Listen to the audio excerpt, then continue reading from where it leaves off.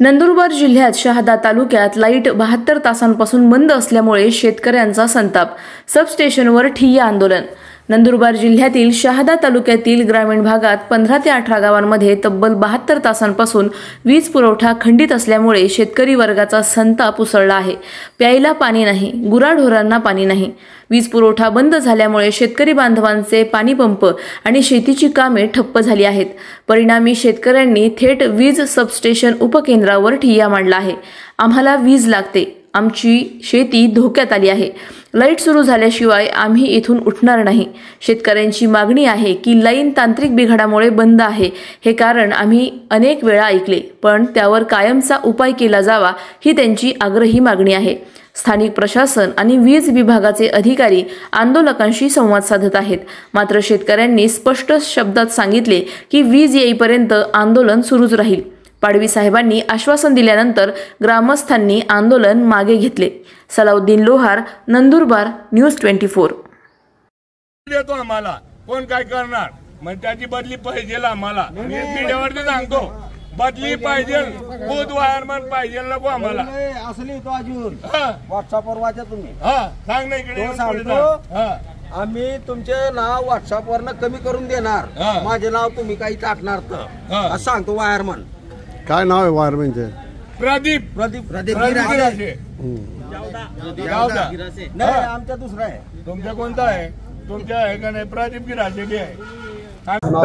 माझे नाव रवींद्र परसू पाटील, राहणार तराडी। काय समस्या आहे तुमची? आमच्या गावामध्ये 82 घंट्यापासून लाईट गेलेली आहे, तरी गावामध्ये पाणी नाही, गुरांना पाणी नाही, मजुरांना पाणी नाही, अलग अलग दळण नाही।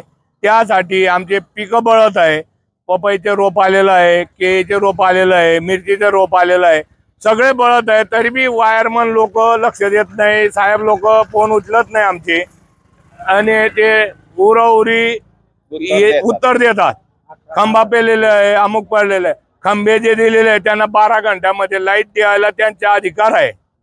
12 घंट्याच्या वरती गेलं त्यांच्या जेव्हा वसूल करायची आमची ताकद राहते, पण ते काय राहतं ते उत्तर देऊन चालू करतात। आता साहेबांनी आम्हाला असं आश्वासन दिलेलं आहे की आमच्या अर्धा तासामध्ये तुमची लाईट चालू करतो आणि सगळी लाईट उर्वरित चालू राहील असं सांगितलेलं आहे त्यांनी।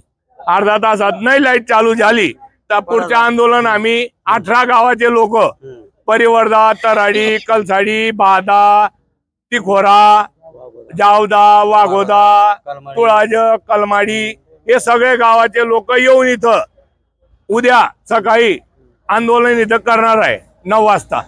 शेंगाड्या मोर्चा काढू। शेंगाड्या मोर्चा काढू, इथं थांबणार आहे। साहेब आम्हाला उत्तर देत नाही, आम्हाला साहेब दिसत नाही। आमच्या गावामध्ये कोणता साहेब आहे ते मालूम नाही। वायरमन नाही आमच्या गावाला, एकच वायरमन सगळे गाव बघतो, असं तो वायरमन उत्तर देतो आम्हाला।